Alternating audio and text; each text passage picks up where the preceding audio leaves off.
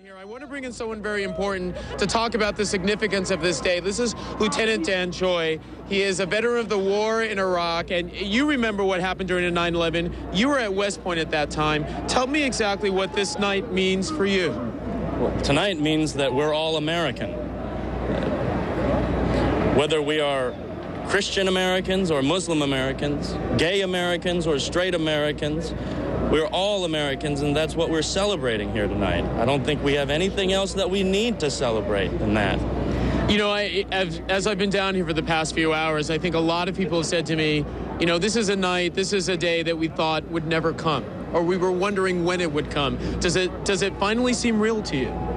Well, there's been a lot of things in my journey that I've wondered when that victory or when that vindication would come.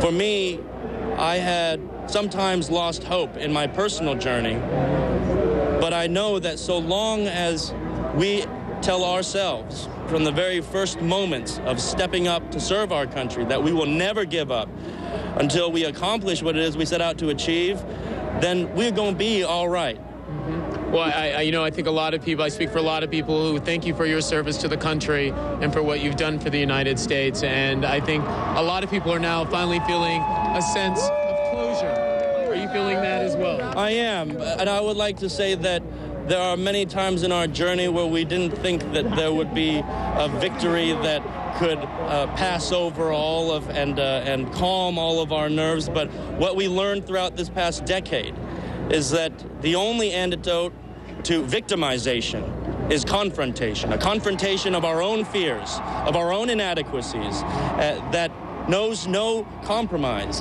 when our values are at stake. And the values of integrity, courage, and serving one another will lead us forward after this. Lieutenant Dan Choi, I want to thank you very much for coming down here and being with us this evening.